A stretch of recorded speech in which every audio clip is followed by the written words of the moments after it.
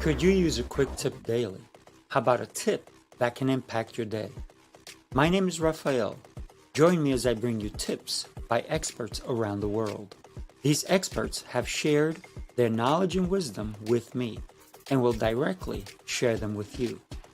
Make sure to subscribe, like, follow, and comment, and I would love for you to become part of the New Tip Daily community.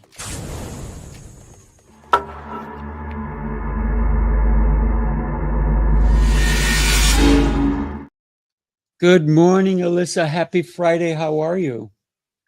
Good morning. I'm great. It's Halloween, and It that's my is, and that's favorite. why we popped that on. Yeah, it's my favorite holiday, so I'm really excited to be here.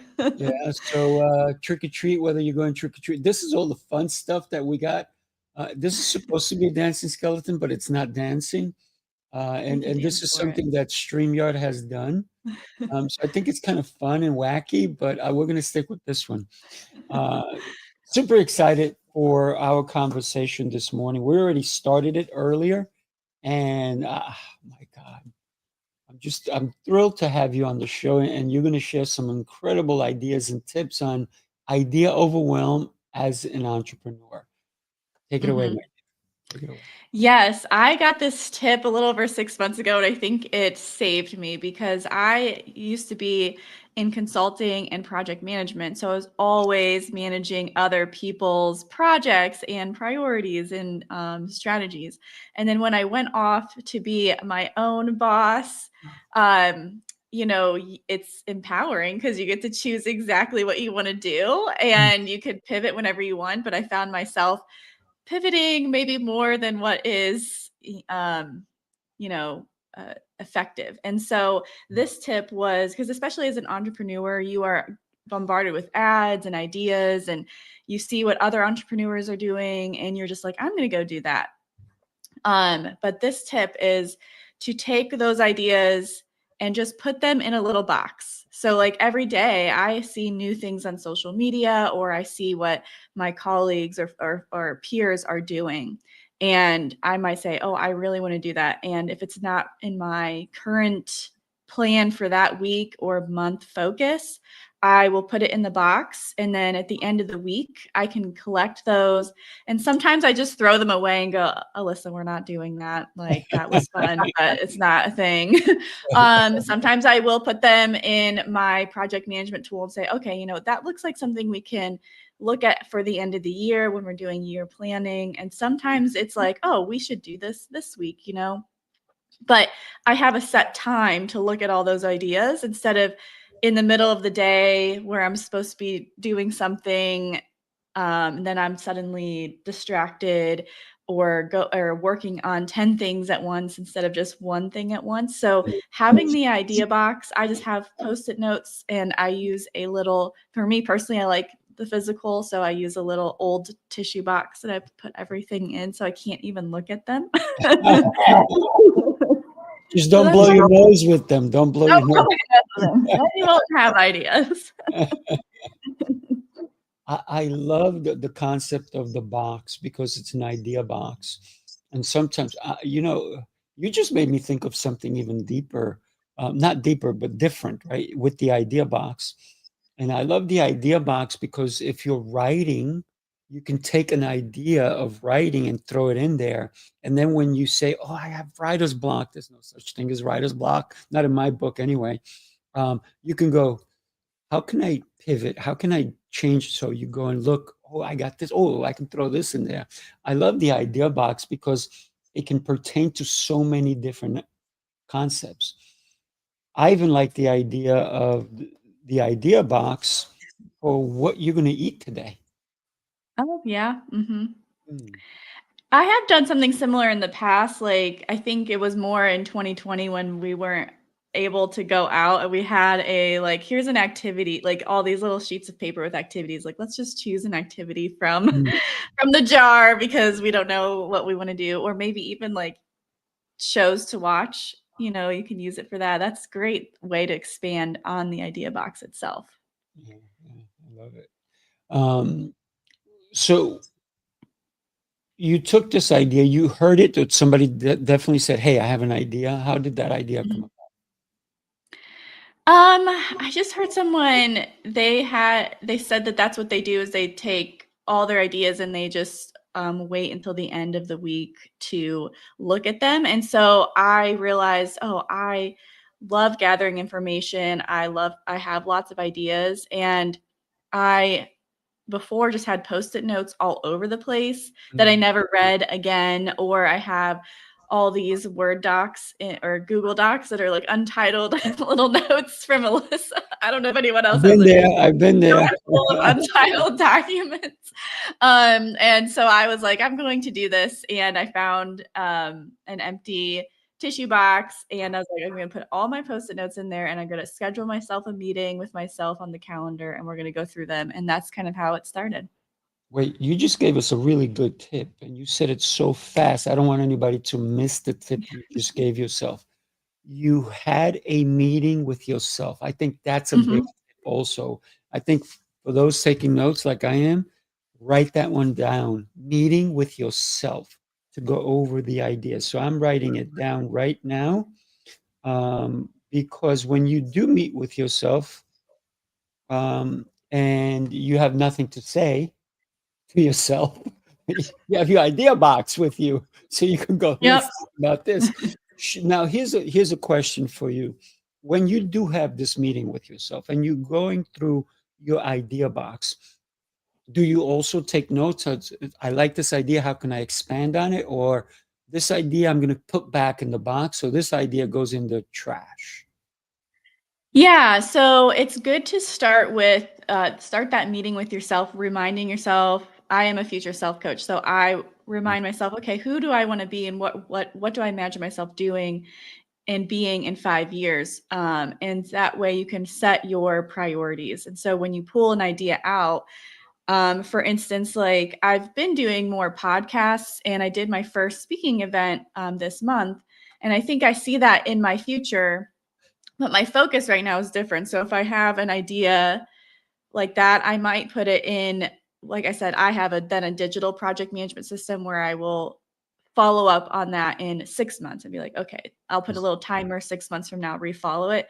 If it's something that's completely off the wall, like some type of event or something that I've never done before, and I don't really see myself or haven't really thought of that, I might just, put that in the trash, and it might come back. Like if the idea comes back again, maybe that's a sign. But if it's just totally not in alignment with what your focus is right now or in what you see yourself in the future, then you could just throw it away. But if it's something that is not in the next 1 to 3 weeks, you can put it in like a digital project management system. I use ClickUp. People use Notion or Monday.com. There's tons of them. Or you could just make a calendar reminder in Google Calendar and just say, like, think about this again in 6 months if you don't want to lose that. I love future calendaring, or putting it on the calendar, your future plans, not only for vacation and maybe business ideas, but also future planning for where you are. Almost when I used to work for corporate, every 3 to 6 months, you would sit down with your boss, right? And they would tell you, how's your performance? So I think I like putting the calendar of what's my performance now that I'm an entrepreneur, and I've been an entrepreneur since 1992. So were you born then? Yeah, yes, I was. I know you called me young lady, but I am older than I look. Okay. That's a good thing, by the way. That's a Yeah. good thing. So what winds up happening is that if there's no one else telling you what your performance is like, putting your performance in a diary, in a calendar, I love that idea because it lets you know where you are and where you can keep going. Yeah, I actually do have quarterly planning with myself, and then obviously annual planning. And I have a template that I go through so that I can, track what I expected to get done or achieve in the quarter and what actually happened, and do a reflection on that and make sure that I'm keeping myself accountable, but also adapting to what I see my future being. I love that. I love that. So you talked about you had a speaking engagement. Let me share this with you, and then we're gonna come back and talk about that. The Yeah. city never sleeps, and neither do the dreamers who build its pulse. From every corner of the globe they come. Visionaries, creators, leaders, each carrying a spark ready to ignite the world. This is not an event. It's a revolution of rhythm and reason. A symphony of minds. A movement of momentum. Sifu Rafael, Lancelot, Jose Escobar. Together they set the stage for brilliance. This is the NYC Experience Mastermind. Light up the city. They coming from the east, coming from the west. Knowledge on deck, put the truth to the test. Leaders in motion, hearts in sync, dropping wisdom so deep it'll make you think. They bring stories, sweat and flame, different faces, one shared name. Elevation, that's the sound. NYC Experience Mastermind, where purpose is found. And that's my fun video.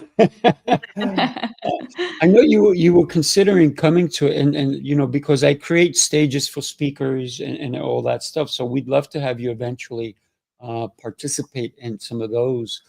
So talk to me about. You said you wanted to get more into speaking, because I believe that by being on all these podcasts that you're doing, thank you for being on mine. It allows your voice to be heard more often, right? Mhm. And in many different places. But there's nothing like speaking in person. I've done tons of summits online, but there's this vibe that you get in person. And that's what I also create. I create stages for people. So we have 15 speakers who are coming and joining us on December 6th and 7th, who are going to just spark us up in a truly positive way. So you spoke and you got the bug, didn't you? Yeah, and I was sad, unfortunately the dates didn't work out for me to speak at your event, but I had this one, I actually booked it, or I was booked for it. Oh, maybe in like February or March of this year. So it was like a long, long wait. And I remember the day before, I was like, why did I do this? I'm so nervous, and I don't know why I signed up for this. But then after seeing everyone have their kind of aha moments and be affected by what I was sharing, which is what I came out here to do, is like to share this new mindset and way of thinking, and to see people have that change and come up to me afterward was just so rewarding in and of itself. Yeah, it's very interesting. We can speak to someone and they're like, you were only talking to me, even though there's 400 people here, or Mhm. 30 people, or 20 people, or 5 people. It feels like you're talking to me. That's such an incredible experience to have, isn't it? Yeah, it really was. Um, and what people had shared with me later in the event, because it was a long 1 day conference, was just very humbling to be able to give people that. Yeah, yeah. So we're talking about the idea overwhelm, and you already shared with us one great way to do it is don't be overwhelmed. Put them in a box, right? So that you can select, and maybe like you suggested also to have that meeting with yourself. And the person that suggested it to you, they say they do it at the end of the week. When do you do it? Yeah, I do it at the end of the week, and then I have my quarterly meeting. So any ideas that weren't implemented the next week, I'll come back and look at them at the quarter if I didn't throw them away. Mm, nice, nice. Have you ever thrown an idea away and then it comes back at you? And you're like, oh man, where did I put it? Where did I put it? It's almost like, you lost something. You're like, oh, I wish I knew where it was. Did that ever happen to you? Um, I have, but I think the act of writing it down helps me remember. So I'll know, like, Mm, I'll remember that I wrote that, and then maybe I don't know where the post-it note is, But now also with ChatGPT, you'll be like, hey, I had this idea. Like, can you remind me, or can you help me expand on it? So I feel like now I don't necessarily need it. As long as I've written it down, I remember. That's just something I can do. Yeah. Very cool. Very cool. I like the fact that you said you asked ChatGPT to expand on your idea. Um, if anyone out there listening to the show, if you don't use any AI, then you're being left behind, right? So we need to learn how to use it properly. But so many people, unfortunately, take it's almost like what's on the internet is real, right? So we have to take it with a grain of salt when ChatGPT comes back with a response. We actually have to analyze it, don't we? Yeah, because it'll come back sometimes with ideas and I'll be like, I would never say that. Or maybe I like one word, or I like the whole sentence, but I need to like change one word because it's just a weird word that people don't Mhm. say in real life, you know? So yeah, it's really about expanding, and like the more that you use ChatGPT and you give it feedback. So I Mhm. will often be like, this was a dumb word, never use this again. And like it'll learn like what I like. So you can teach it to talk like you more than just if you just say, give me some ideas, and then like print, just copy and paste what it's saying, you know, people will see Oh, who's copying yeah, and pasting. Yeah. absolutely. Alyssa, I got to tell you, I love your last name also because you're very sharp, right? Think about that, right? So, do you recall when ideas come to you? Where is it the environment? Is it when you're doing a certain thing, or is it when you wake up and these come at you? I think ideas can come at any time. I don't know if I necessarily recall when I get every idea, but a lot of times it'll be if I'm reading something. I read a lot. I read a lot of books, Mhm. and I'll start getting ideas. So I have post-it notes in my books. And if I'm reading blogs or reading other people's social media, I'll get ideas. And then it's often if I take rest very seriously, because there was a long time that I didn't rest. And Mm. so I maybe that's why I get some of the ideas, is because I take a lot of afternoons off and take time to really just disconnect. I think Mhm. that's something that is both hard for people in jobs and entrepreneurs, because as an entrepreneur, you are 100% responsible for everything. So it feels like you can't disconnect, but that's why I became an entrepreneur, to disconnect. So I take it very seriously. So I think that's why I get a lot of ideas as well, because I give my brain time to make connections of Mm. all things that are bombarding me throughout the day. So, Yeah, I love that. So like for me, you're right. Ideas come at all times. It's very funny that I do get waken up by ideas. I mean, like at 2 in the okay. morning, 3 in the morning. One day, I went to sleep at I think it was 10:30 at night, and at 12:39 a.m. I was woken up and I had to go write. So I started writing. I could not go back to sleep. So I wrote till about 6. I just wrote. Oh, It wow. was yeah, it was pretty crazy. And a lot of times I've come up with titles of books, ideas, concepts, speeches, all kinds of crazy things. And sometimes it's that they call it the theta stage, right? When in the early mornings when it's quiet. So a lot of the times,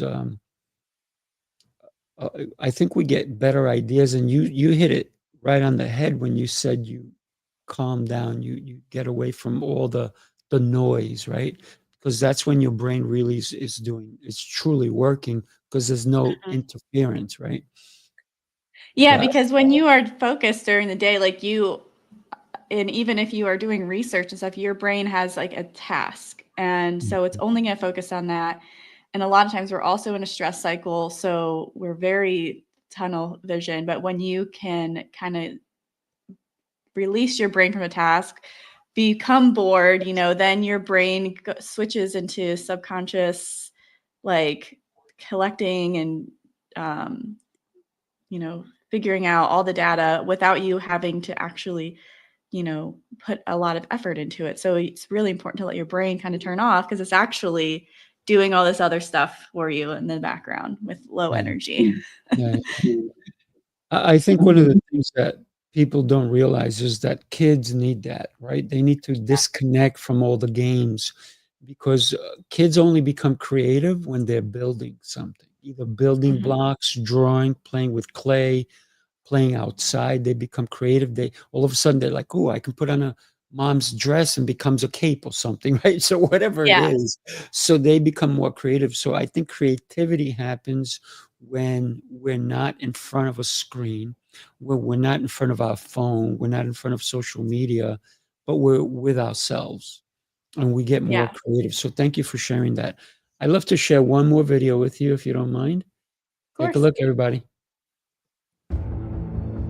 You followed the rules, tried the restrictions, counted the carbs, the steps, and the failures. You're not lazy, you're exhausted from doing it all without real change. What if the problem isn't you, but the plan? Sifu's Mind Body Method is a 90-day transformation built on 7 unshakable pillars: mindset, movement, nutrition, hydration, fasting, journaling, and faith. This isn't another shortcut. It's your structure, your strength, your reset. You don't need harder, you need better. Ready to begin? Start today.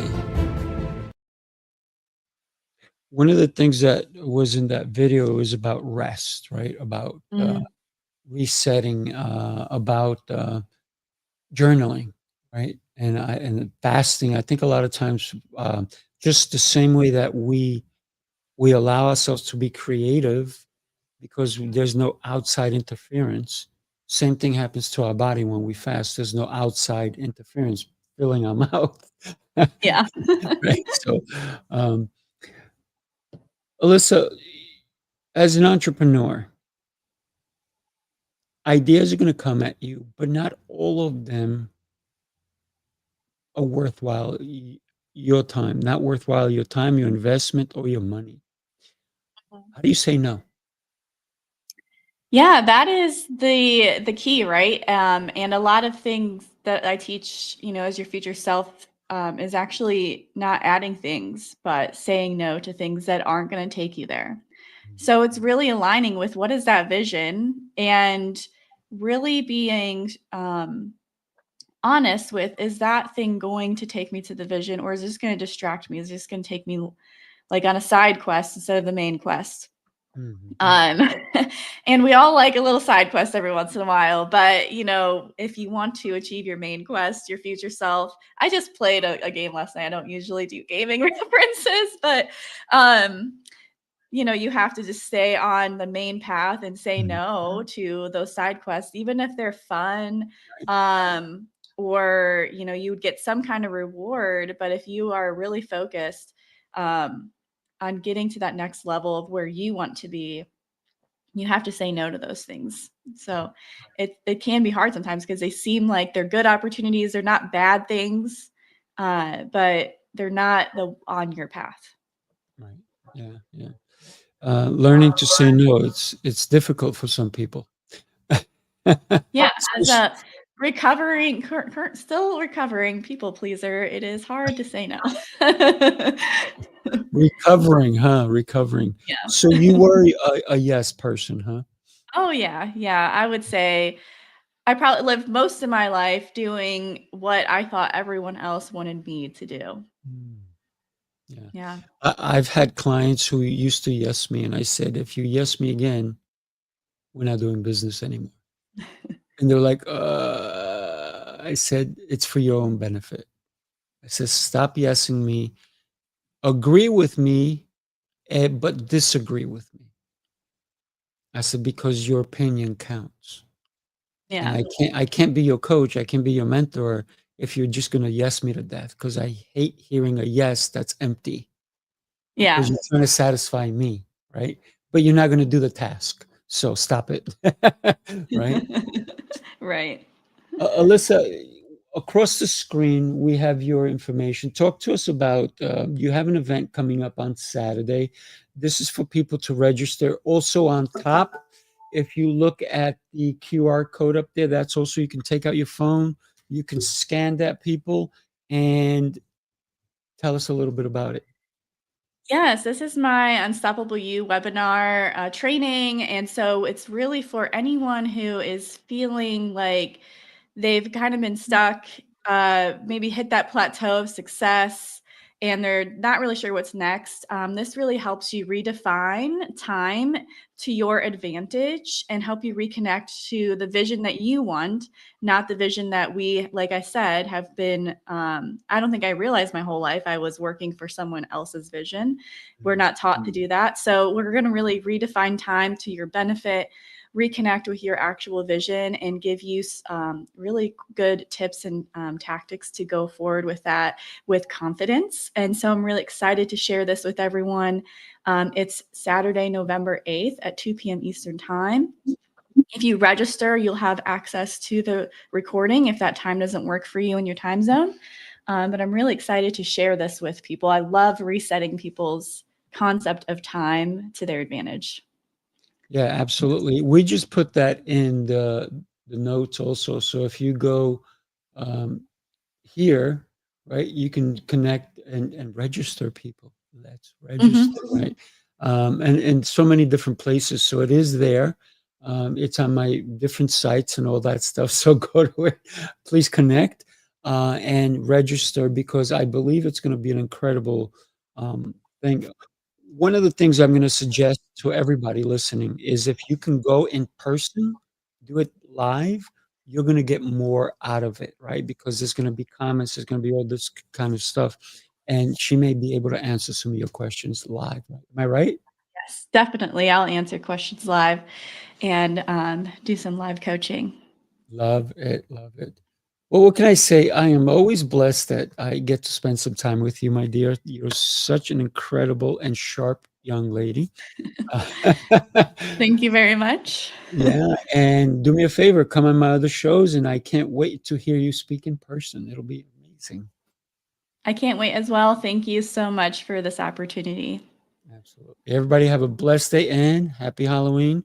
Now, don't eat the candy until you check it first. Make sure there's no razor blades. There's crazy people in the world. We still have them. And do me a favor, because this is such a, this is not, this is a trick. It was not a trick. It was a treat having Alyssa Sharp on the show today. Share this treat with friends and family, because she talked and look, I'm not kidding. I took notes, right? My paper got full. So share this with somebody. They need to hear what she shared with us. Thank you, everybody. Have a blessed day. Talk soon.